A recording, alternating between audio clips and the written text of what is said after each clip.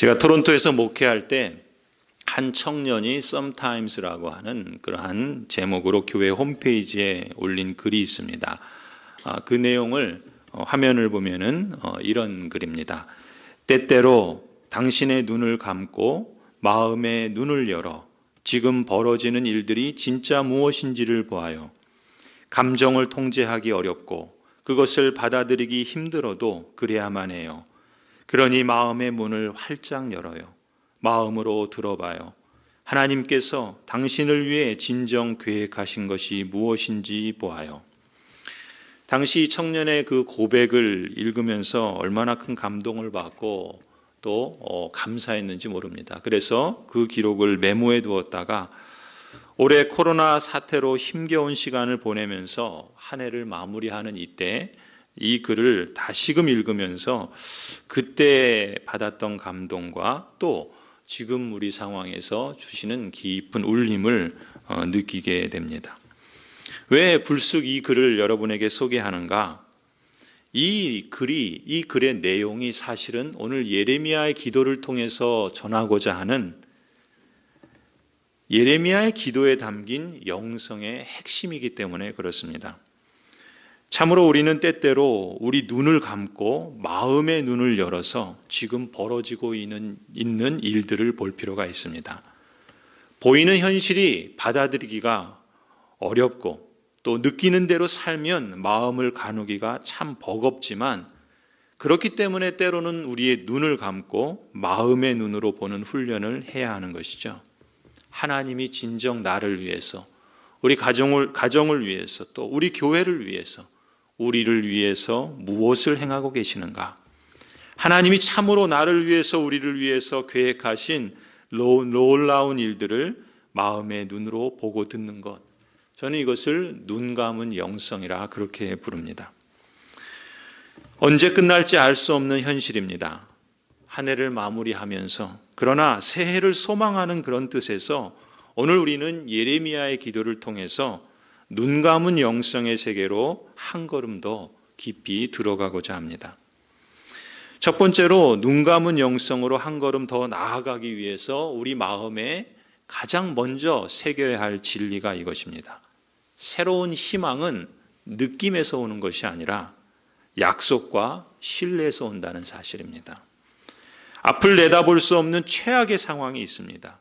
그런 상황에서 하나님은 약속의 말씀을 주십니다. 회복의 말씀이었습니다. 그리고 그것을 보증하는 증표로 예레미야에게 그 고향 땅 아나돗에 밭을 사라고 말씀하셨습니다. 그래서 예레미야는 32장 8절에 보면은 그때 이 말씀이 주님의 명령임을 깨달았으므로 오직 하나님의 약속만을 신뢰하며 밭을 삽니다.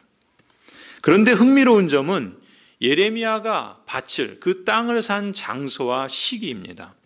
먼저 언제 땅을 사냐면 32장 1절을 보시면 유다 왕 시드기야 10년이라 표현합니다. 그리고 그때는 바벨론 왕 느부갓네살 제18년이라 그래요. 그걸 우리 역사로 따지면 주전 587년입니다. 이 587년은 남유다가 멸망하는 해입니다. 유다가 바벨론에 의해서 망하는 해에 하나님께서는 선지자에게 땅을 사라 이렇게 말씀하신 것입니다. 나라가 망하게 되는 때 땅을 사는 겁니다. 여러분, 나라가 망하는데 땅을 사면 어떻게 됩니까? 그 땅의 소유권을 다 빼앗기지 않겠습니까? 2절도 보시면 바벨론 군대가 예루살렘을 에워싸고 있는 때다 그렇게 말하고 있어요. 마치 바람 앞에 놓인 촛불과 같습니다. 그러니 온 나라가 전쟁 난리통에 무너지기, 멸망하기 직전입니다. 더군다나 예레미야 자신도 지금 어떤 형편에 있었는가? 그 시위대 뜰 안에 있는 감옥에 갇혀 있는 상태였습니다. 그러니 예레미야 선지자 자신은 감옥에 갇혀 있으니 전쟁으로 죽든지 아니면은 죄수로 죽든지 언제 죽을지 알 수 없는 그런 상황에 처해 있었던 겁니다. 더군다나 예레미야 선지자가 누굽니까? 하나님의 말씀을 받은 사람이에요. 그래서 나라의 운명에 대해서 그리고 현실에 대해서 누구보다 더 잘 아는 사람이었습니다. 예레미야가 어떤 설교를 했는가를 가만히 보면 예레미야는 이렇게 설교했습니다. 예레미야 32장 3절부터 5절까지가 이런 하나님께 받은 예레미야의 설교입니다. 3절을 보시면 이렇게 말씀합니다. 주님께서 이렇게 말씀하신다. 보아라, 내가 이 도성을 바벨로니아 왕의 손에 넘겨주어서 그가 이 도성을 점령하게 하겠다. 유다 왕 시드기야도 바벨로니아 군대의 손에서 벗어나지 못하고 꼼짝없이 바벨로니아 왕의 손에 넘겨져서 그 앞에 끌려나가 그가 보는 앞에서 직접 항복할 것이다. 그러면 그가 시드기야를 바벨로니아로 끌고 갈 것이며 시드기야는 내가 그를 찾아올 때까지 그곳에 머물러 있을 것이다. 너희는 바벨로니아 군대와 싸워도 절대로 이기지 못할 것이다. 주께서 하시는 말씀이다. 이 말씀이 예레미야 선지자가 한 설교였어요. 그러니까 하나님께 받은 말씀을 따라서 나라가 지금 망한다. 자기 입으로 설교한 겁니다. 예레미야는 뻔히 그 사실을 알고 있었습니다. 아니나 다를까 바벨론의 느부갓네살 왕이 지금 예루살렘을 쳐들어와서 하나님의 그 말씀이 현실로 임박했음을 피부로 느끼고 있었습니다. 설상가상으로 예레미야 선지자 자신은 현재 옥에 갇혀 있습니다. 그러니 죽을 날만 기다리고 있는 상황입니다. 이런 상황에서 선지자 자신이 망하는 나라에 땅을 산다, 이런 바보 같은 짓이 어디 있습니까? 참 어리석은 행동 아닙니까? 그런데 또 어느 곳에 땅을 사는가 보면은요, 32장 7절을 보면 예레미야 선지자가 산 땅은 자기 고향 땅 아나돗의 밭이었습니다. 아나돗 성에 있는 땅을 사게 됩니다. 이 아나돗은 어디냐면 예루살렘의 북동쪽으로 한 10리, 한 4km 정도 떨어진 곳에 있어요. 근데 이곳이 어떤 곳인가? 북쪽에 있는 바벨론이 유다를 침공해서 쳐들어오는 그 길목에 있는 바로 그 땅입니다. 그러니 지금 무슨 얘기예요? 바벨론의 군사적인 위협 때문에 그야말로 가치 없는 땅이에요. 쓸모없는 땅입니다. 말하자면 그 땅을 사서 등기 이전을 해도 도장 찍은 인주가 마르기도 전에 소유권을 빼앗길 그런 판인 거예요. 그런데 더 당황스러운 점은 뭡니까? 이런 일이 예레미야 자신이 원해서 하는 게 아니라 하나님의 말씀이기 때문에 그렇다라는 겁니다.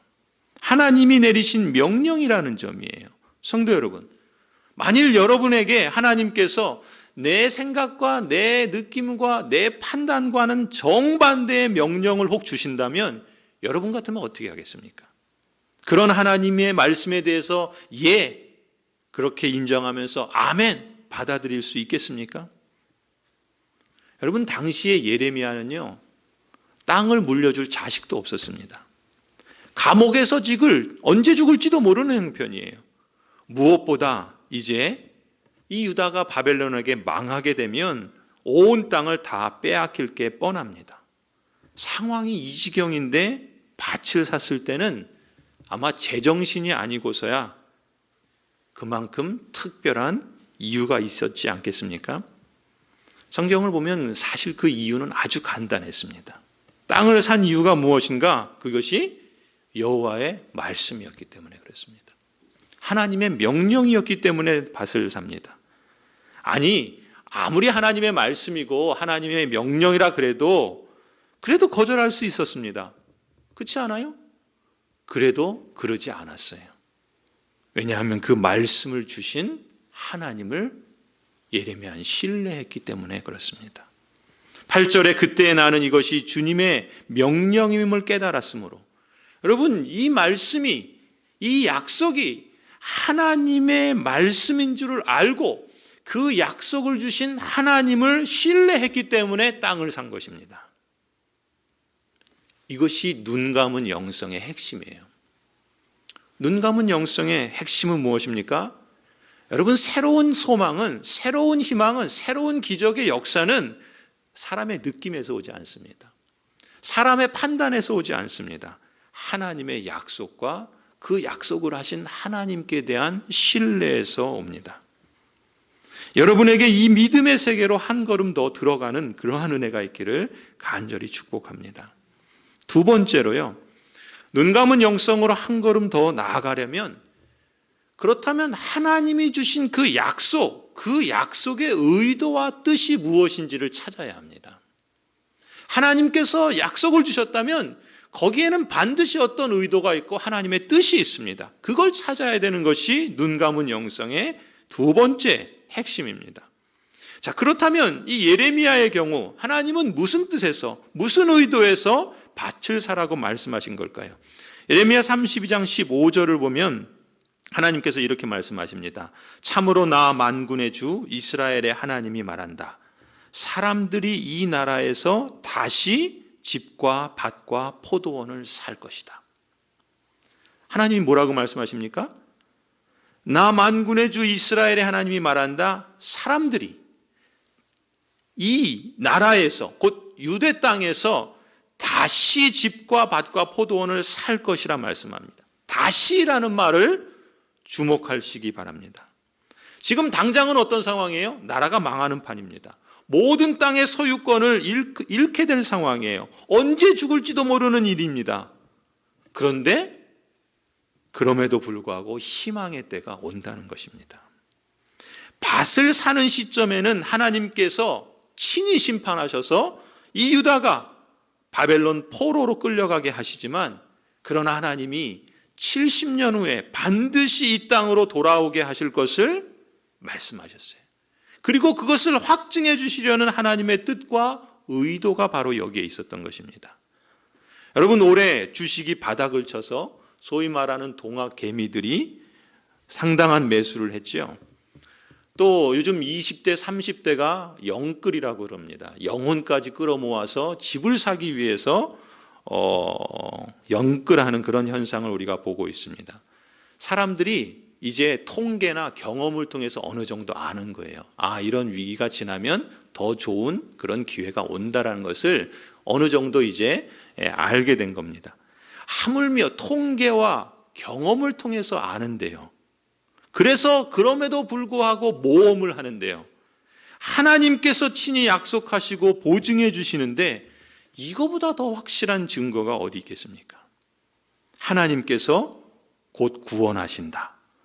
이 땅으로 돌아와 새로운 나라를 세우시고 이전에 조상들이 누렸던 번영과 영화를 누리는 일상으로 돌아가게 하실 것이다. 이 약속을 확증해 주시기 위해서 하나님은 예레미야 선지자를 통해서 일종의 상징적인 행위로 밭을 사라, 땅을 사라 말씀하셨던 것입니다. 예레미야는 그런 하나님의 뜻과 하나님의 의도를 깨달은 것이죠. 그래서 밭을 샀고 그 매매 증서까지 자신의 서기 역할을 하는 바룩이라는 사람에게 보냈던 겁니다. 여러분, 때때로 우리에겐 믿음의 증표로서 어떤 행위를 하는 것이 필요할 때가 있습니다.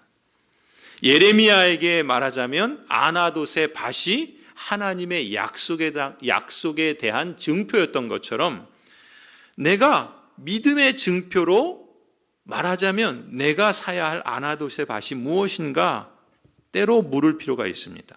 우리 교회가 붙잡아야 할 하나님의 약속과 그 약속의 증표로서 아나돗의 밭이 무엇인지 생각해 보시기 바랍니다.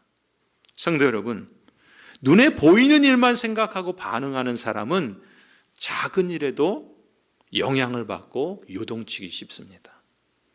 눈앞에 보이는 것이 그런데 전부가 아니죠.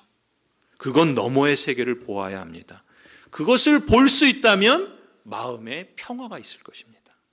그 평강의 마음은요, 오직 하나님의 약속과 그 약속의 의도가 무엇인지 아는 사람에게 주시는 하나님의 선물입니다. 저와 여러분에게 이런 믿음의 안목과 복을 선물로 주시기를 기원합니다. 인생을 길게 보시기 바랍니다. 여러분, 길게 본다는 것은 단지 오래 사는 것만을 말하는 것이 아닙니다. 이 땅에서의 일이 전부가 아니라는 것이죠. 이후에 완성된 하나님 나라에서 부활한 몸으로 영원한 생명과 복락을 누리며 살게 될 것을 믿고 소망하라는 것입니다. 그래서 이 땅의 일들로 혼란한 상황에서도 흔들리지 않을 수 있는 겁니다. 그렇다고 이 땅에서의 삶도 소홀히 하지 않습니다. 이 땅에서의 오늘 하루의 삶이 얼마나 소중한지 깨닫습니다. 일상에서 주시는 복이 얼마나 감사한지 그것을 감사함으로 누릴 줄 알고 나눌 줄 알고 그래서 가치 있게 살려고 할 것입니다. 오늘 지금 여기에서 영원한 세계에 잇대어 사는 것이고 또 그날을 준비하며 사는 것이죠. 하나님이 주신 약속의 의도와 뜻이 무엇인지를 발견하는 사람은 오늘 나의 믿음의 행동이 세상 사람들이 볼 땐 어리석게 보여도 하나님의 선하신 손 아래에 있음을 기억합니다. 성도 여러분, 오늘 절망의 땅을 걸을지라도 주님 말씀하신 것처럼 다시 이 땅에서 집과 밭과 포도원을 다시 사게 되는 내일이 있다는 약속을 볼 수 있기를 바랍니다. 그 약속을 따를 수 있는 신뢰와 용기를 잃지 마시기를 기원합니다. 마지막 세 번째로 눈 감은 영성의 깊이로 한 걸음 더 나아가려면요, 정직한 질문과 기도의 대화를 통해서 하나님이 누구신가를 반복적으로 되새겨 보아야 합니다. 정직한 질문과 기도의 대화를 통해서 하나님이 누구신가 반복해서 되새겨 보아야 합니다. 여러분, 오늘 본문에 우리가 읽은 예레미야의 기도는요, 앞서 말씀드렸던 이 예레미야와 남유다가 처한 상황, 그리고 그 맥락 속에서 나온 기도입니다. 이 기도를 가만히 보시면요, 지금 예레미야의 기도는 자신의 소원을 간절히 아뢰는 기도라기보다는 오히려 하나님께 좀 따져 묻는 기도입니다. 25절을 한번 보세요.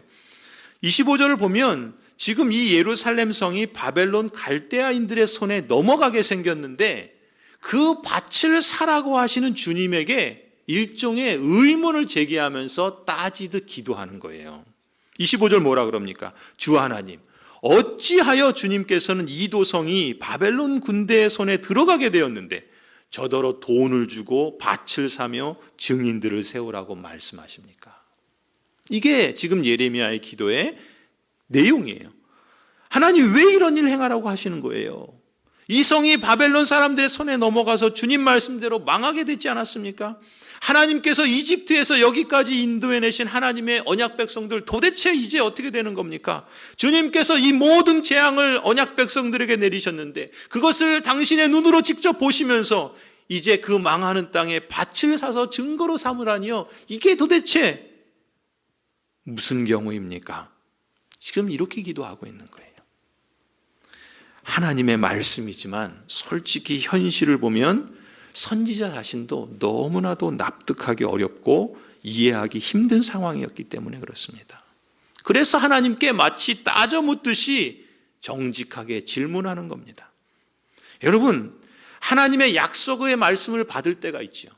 그 약속의 말씀을 받았다고 또 그 약속의 말씀을 신뢰한다고 현실의 벽이 단번에 넘어갈 수 있는 게 아닙니다. 그렇지 않습니까? 현실의 장벽은요, 그리 만만하지 않습니다. 요즘 말하는 넘사벽이라고 그래요. 넘을 수 없는 4차원의 벽처럼 도저히 넘을 수 없는 그런 경우들이 많습니다. 그런 넘사벽이 온다는 것, 그래서 그 상황에 직면했을 때 그것을 넘어서서 하나님의 약속과 그 약속하신 하나님을 신뢰한다는 것은 그렇게 말처럼 쉬운 게 아닙니다. 그런데 그런 넘사벽이 올 때 당황하지 말아야 하는 거죠. 올 것이 왔구나, 이렇게 적어도 인지할 수 있어야 됩니다. 그때 그럼 어떻게 해야 되는가? 당황하지 말고 기도를 통해서 대화하고 따져서라도 하나님께 묻고 하나님이 누구신가를 반복해서 되새겨 봐야 합니다. 예레미야를 통해서 우리가 취해야 될 태도를 배울 수가 있는 것이죠. 여러분, 예레미야를 가만 보면요, 지금 예레미야가 하나님께 이렇게 마치 따져 묻듯이 질문하는 이 물음은요, 하나님을 불신하거나 하나님께 대해서 분노하면서 접근하는 게 아닙니다. 오히려 예레미야는 주님께 대해서 적어도 최대한의 신뢰를 가지고 하나님께 나아가는 거예요. 어떻게 그렇게 추측할 수 있는가? 17절을 보세요. 17절부터 이어지는 기도의 내용을 보면 그 점이 분명합니다. 17절, 18절이에요. 예레미야가 이렇게 기도합니다. 아, 주 하나님 보십시오. 크신 권능과 펴신 팔로 하늘과 땅을 지으신 분이 바로 주님이시니 주님께서는 무슨 일이든지 못하시는 일이 없으십니다. 주님께서는 은혜는 수천대에 이르기까지 베풀어 주시지만 조상의 죄는 반드시 자손이 치르게 하시는 분이시며 위대하시고 전능하신 하나님이시요 만군의 주님으로 이름을 떨치시는 분이십니다. 예레미야는 주님이 어떤 분이신지, 주님이 무엇을 하셨는지, 그 언약 백성들을 어떻게 다루셨는지를 되새기며 고백하고 있는 거예요. 과거에 그렇게 하신 하나님을 되새기고 고백하며 그 하나님을 신뢰하는 겁니다. 그 신뢰를 바탕으로, 그런데 하나님, 저에게 이런 말씀을 주셨는데 제가 제 상황과 현실로 볼 땐 도저히 납득이 안 돼요. 그런데 어찌하여 이런 말씀을 하십니까? 정직히 묻는 거예요. 진실되게 하나님의 답을 얻고자 하는 겁니다. 여러분, 우리의 신앙이 한 걸음 성장하는데 이런 태도와 이런 접근 방식이 참 중요합니다. 이해하기 어려운 상황에 대해서 하나님께 대해 분노하는 것이 아니라 신뢰를 갖고 하나님께 묻는 태도. 하나님이 나를 위해서 계획하신 것은 적어도 내가 나의 상상을 초월할 정도로 가장 좋은 길이다. 그렇게 하나님을 믿고 묻는 것이죠. 그래서 때로는 기도할 때요, 내게 이런 마음과 자세를 주시도록 기도하는 것도 필요합니다. 시편 119편의 말씀이죠. 주님, 내 눈을 여셔서 주님의 말씀에 기이한 것을 보게 해 주십시오. 내 눈을 여셔서, 내 마음의 눈을 열어서 내가 주님의 법 안에 있는 놀라운 진리를 보게 해 주십시오. 시편 77편에 말합니다. 주님께서 하신 일을 나는 기억하렵니다. 그 옛날에 주님께서 이루신 그 놀라운 일들을 나는 기억하렵니다. 곧 여호와의 일들을 기억하며 주께서 옛적에 행하신 기이한 그 일들을 기억합니다. 이런 기도를 해야 되는 거예요. 우리의 상황은 자주자주 모호하고 답답하고 넘사벽 같은 현실의 상황들이 우리를 엄습해 옵니다. 그런 어두운 상황이 속히 지나가도록 기도하는 것만이 능사가 아니에요. 하나님께서 그 상황 주셨다면요, 그걸 그냥 넘어가는 게 능사가 아니라 그 상황을 통해서 하나님이 의도하신 하나님의 기쁘신 뜻을 내게 알려주십시오 기도하는 것도 우리가 취해야 할 자세라는 것이죠. 이렇게 기도하는 것도 신앙 성숙에 참 중요하다는 것입니다. 저는 이것을 이해를 추구하는 신앙이라고 말합니다. 이해를 추구하는 신앙이에요. 달리 말하면 믿기 위해서 이해하는 겁니다. 신뢰하기 때문에 하나님께 정직하게 질문하는 겁니다. 성도 여러분, 여러분의 이런 정직한 질문에 대해서 하나님께서는 진실한 대답을 해주십니다. 26절부터 이어지는 내용이 그 예레미야의 정직한 질문에 대한 하나님의 진실한 대답입니다. 26절, 주님께서 예레미야에게 말씀하셨다. 여러분, 하나님께서는요, 우리와 같은 언약 백성들이 진지하고 정직하게 드리는 질문에 얼마든지 대답해 주십니다. 우리는 자주 하나님께 질문하고 그런 점에서 대화를 하려고 노력해야 합니다. 사실 어느 단계가 되면은요, 신앙의 성숙은 무조건 믿는 단계의 수준에서가 아니라 이해를 추구하는 신앙의 단계에 이를 때 신앙이 부쩍 자라게 됩니다. 27절 보세요. 하나님은 이렇게 예레미야에게 당신 자신을 표현하시면서 대답해 주십니다. 27절, 나는 주 여호와다. 모든 사람을 지은 하나님이다. 내가 할 수 없는 일이 어디 있겠느냐? 내가 할 수 있는 일이 어디 있겠느냐? 여러분, 당연한 사실이지요? 그런데 우리는 사실 실제 상황에서는 자주 있습니다. 하나님이 모든 것을 할 수 있다는 것을 우리는 믿고 있고 알고 있는데 우리의 실제 삶의 상황에 오면 이 말씀을 언제 그랬냐는 듯이 자주 잊곤 합니다. 어떻게 하나님이 그렇게 하실 수 있어요? 이렇게 우리가 반문할 때가 있지요. 그런 정직한 질문에 하나님께서는 내가 할 수 없는 일이 어디 있겠느냐? 이렇게 대답하시는 겁니다. 그분이 하신 일과 앞으로 하실 일을 어떻게 받아들여야 하는가? 여러분, 이것이요, 우리 신앙의 중요한 과제입니다. 하나님께서 하셨던 일들, 그리고 그렇다면 하나님께서 앞으로 행하실 일들을 나는 어떻게 받아들일 수 있는가? 이게 우리에게 중요하다는 것이죠. 또 35절에 보시면 하나님께서 이렇게 말씀하십니다. 또 그들은 자기들의 아들, 딸들을 불태워 몰록에게 제물을 바치려고 흰놈의 아들 골짜기에 바알의 산당을 쌓아놓았는데 나는 절대로 유다 백성을 죄악에 빠뜨리는 이 역겨운 일은 명하지도 않았고 상상조차도 해본 적이 없다. 하나님의 백성들이 지금 이러한 일을 자행했다는 거예요. 그러니 하나님께서 이 백성들에게 진노하시는 것이 마땅하지 않겠습니까? 그런데 37절에 이렇게 시작합니다. 똑똑히 들어라. 내가 분노와 노여움과 우라 때문에 그들을 여러 나라로 내쫓아버렸다. 하나님께서 분노하신 겁니다. 하나님께서 우라가 터지신 거예요. 하나님께서 노여움을 바라신 겁니다. 그래서 그 언약 백성들을 어떻게 하셨다고요? 여러 나라로 내쫓아버렸습니다. 남유다 백성이 망해버렸습니다. 그런데 그게 예레미야가 직면한 현실 상황이었어요. 그런데 그 다음을 보십시오. 하나님 뭐라고 말씀하십니까? 그러나 이제 내가 그들을 이 모든 나라에서 모아다가 이곳으로 데려와서 안전하게 살게 하겠다.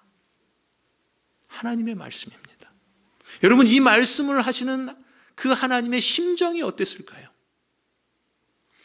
그러나 이제 하나님이 이렇게 말씀하세요. 저는 그러나라는 이 표현보다 사실 그럼에도 불구하고 이 표현이 더 적합한 표현 같아요.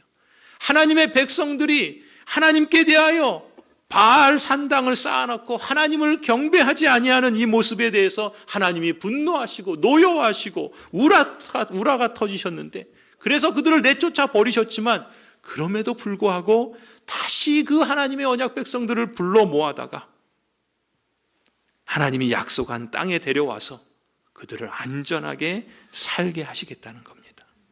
유다가 범죄한 결과로 망하게 되었지만 그럼에도 불구하고 하나님께서 다시 인도하여 안전히 거하게 하겠다. 당시 유다 백성들은 집이 불타고 먹을 게 없고 죽어 나자빠지는 전쟁의 고통 속에서 여러분 무슨 생각을 했을까요? 36절을 보면은요, 사람들은 그 상황에서 이렇게 말한 것 같습니다. 우리가 전쟁과 기근과 전염병으로 죽게 된 것은 하나님께서 바벨론 왕에게 우리를 넘기셨기 때문이다. 하나님이 우리를 버리셨다. 사람들이 이렇게 말하는 것에 대해서 37절에 사람들의 그 말, 언약 백성들의 말을 빌어서 하나님이 대꾸하시는 거예요. 그게 37절입니다. 너희가 그렇게 말하지만 사실 그게 누구 탓이냐? 정말 나의 탓이냐? 그래, 맞다. 똑똑히 들어라. 내가 분노와 노여움과 우라 때문에 너희를 내쫓아버렸다. 그럼에도 불구하고 이제 내가 너희를 불러 모아 다시 이곳으로 인도하여 내겠다. 이곳으로 데려와서 안전하게 살게 하겠다. 이게 하나님의 대답인 것입니다. 여러분, 왜 하나님께서 이렇게까지 하실까요? 유다의 범죄로 심판하신 이 언약 백성을 왜 하나님께서 직접 나서서 회복을 약속하실까요? 여전히 돌이키지도 않았습니다. 선지자들을 보내고 교훈하고 경고하고 돌아오라고 거듭거듭 알려주었는데도 살려달라고 간청하기는커녕 하나님 탓하고 있는 이 완악한 유다 백성들, 하나님께서 무엇 때문에 이렇게까지 포기하지 않고 붙드시고 인도하시는 걸까요? 38절에 말합니다. 그들이 나의 백성이 되고 나는 그들의 하나님이 될 것이다. 이게 하나님의 뜻인 거예요. 하나님의 나라를 이루시려는 주님의 뜻 때문에 그렇다는 것입니다. 하나님의 나라를 이루시려는 주님의 열심 때문에 그렇다는 거예요. 40절에 보면은 왜 그러시는가? 내가 그들에게 복을 주기 위하여 그들을 떠나지 아니하리라. 하나님께서 조상들에게 약속하신 영원한 언약 때문에 그렇다는 거예요. 어떤 언약을 하셨습니까? 하나님께서 조상들에게 언약을 하셨던 것 기억하시고 지키시는 거예요. 창세기 12장에 보면 아브라함에게 언약하셨습니다. 내가 너로 큰 민족을 이루고 내가 네게 복을 주어 내 이름을 창대하게 하리라. 아브라함에게 주신 언약입니다. 창세기 28장에 야곱에게 주신 언약이 있습니다. 내가 너와 함께 있어 어디로 가든지 너를 지키며 너를 이끌어 이 땅으로 돌아오게 하리라. 내가 내게 허락한 것을 다 이루기까지 너를 떠나지 아니하리라. 야곱에게 하신 언약을 지키시기 위해서 그러시는 거예요. 사무엘하 7장에 다윗에게 하신 언약이 있습니다. 너가 어디를 가든지 내가 너와 함께 있어. 내 모든 대적을 내 앞에서 멸하고 세상에서 존귀한 자의 이름같이 내 이름을 존귀케 만들어 주리라. 하나님은 이렇게 아브라함에게, 야곱에게, 다윗에게 약속하신 그 언약을 영원한 언약으로 삼으셔서 그 창조주 전능하신 하나님께서 그 약속에 자신을 메어서 그 약속을 이루시기 위해서 이렇게까지 하시겠다는 것입니다. 여러분, 하나님께서는 지금 저와 여러분을 향해서도 하나님의 언약 백성으로서 우리를 부르셔서 똑같은 언약으로 우리를 대하시는 줄 믿습니다. 여러분, 어느 정도까지일까요? 예레미야 32장 41절에 이렇게 말합니다. 나는 그들을 잘되게 함으로 기뻐할 것이며. 하나님의 기쁨이 어디에 있다고요? 하나님의 언약 백성들이 잘 되는 데 있다 그래요. 나의 온 마음과 정성을 다하여 그들이 이 땅에 뿌리를 굳게 내리고 살게 하겠다. 하나님의 백성이 그 약속의 땅에서 뿌리를 내리고 잘 사는 것, 하나님은 우리의 마음과 우리의 정성보다 더한 정성으로 하나님 당신의 온 마음과 온 정성을 다하여 그렇게 하시겠다. 이 정도까지 친히 맹세하시는 것입니다. 성도 여러분, 신앙의 재건, 가정의 재건, 교회의 재건, 마을의 재건을 위해서 하나님의 도움을 청하는 저와 여러분에게 하나님께서 지금 이렇게 말씀하시는 음성이 들리지 않습니까? 내가 기쁨으로 너에게 복을 주되 분명히 나의 마음과 정신을 다하여 너를 이 땅에 심으리라.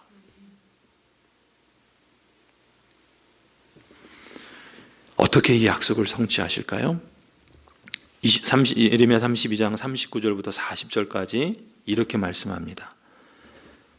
그때 내가 그들에게 한결같은 마음과 삶을 주어 그들이 언제나 나를 경외하여 그들 자신뿐만 아니라 그들의 자손들까지도 길이 복을 받게 하겠다. 그때에는 내가 그들과 영원한 언약을 맺고 내가 그들에게서 영영 떠나지 않고 그들을 잘되게 할 것이며 그들의 마음속에 나를 경외하는 마음을 넣어주어서 그들이 나에게서 떠나가지 않게 하겠다. 어떤 방법을 사용하신다고요? 하나님께서 한 마음과 한 길, 또 하나님을 경외하는 마음을 우리 안에 심어주셔서 행하시겠다는 거예요. 우리 안에서 하나님의 거룩한 뜻을 위하여 소원을 두고 행하시는 하나님, 성령 하나님이시죠. 한 마음과 한 길 하나님 경외하는 마음을 우리 마음속에 심어두어서 그렇게 행하시겠다 말씀하십니다. 여러분, 근데요, 하나님께서 이렇게 행하실 때 이런 마음을 단번에 불쑥 우리 마음속에 꼭 심어주실까요? 그럴 수도 있습니다. 그런데 성경을 보고 또 경험적으로 볼 때요, 저는 하나님께서 쓰시는 방법 중에 가장 두드러진 방법이 고난이라고 생각합니다. 하나님은 고난이라는 방법을 자주 쓰세요. 여러분, 지금 유다 백성이 어떻게 한 마음과 한 길 경외하는 마음을 갖게 될까요? 바벨론 포로라는 고난을 통해서 갖게 하십니다. 저절로 되는 게 아니에요. 그냥 쑥 심어주시면 좋겠는데 하나님은 그렇게 하시기보다는 바벨론 포로라는 고난을 통해서 배우게 하신다 봅니다. 저는 삶을 통해서 돌아보면 그게 참 사실이다, 그걸 고백하지 않을 수 없어요. 여러 삶의 굴곡진 일들이 있지만 제가 그냥 언뜻 생각하기에도 제가 대학교 재수를 하면서 정말 하나님 의지하는 것이 무엇인가를 배울 수 있었습니다. 저는 아버지와의 관계에서 가정의 소중함과 용서를 배울 수 있었습니다. 캐나다 생활을 하면서 바닥을 칠 때 하나님을 전적으로 메어 달리는 법을 배울 수 있었습니다. 올해는 코로나 전염병을 통해서 하나님의 섭리가 무엇인가를 배워가고 있는 중입니다. 또 앞으로도 여러 상황과 고난을 통해서 계속 배우게 될 것 같아요. 한 번에 그걸 다 배우면 좋겠는데 그걸 배웠다가도 넘어지거든요. 그래서 삶의 경험들, 여러 상황들, 특별히 고난을 통해서 배우게 하시는 것 같아요.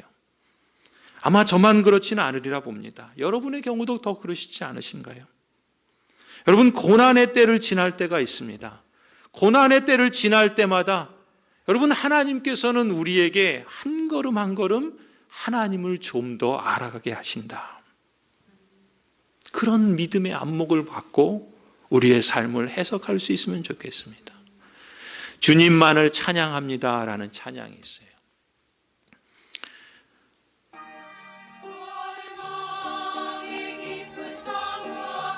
절망의 깊은 상처 안고 고통으로 밤을 지새며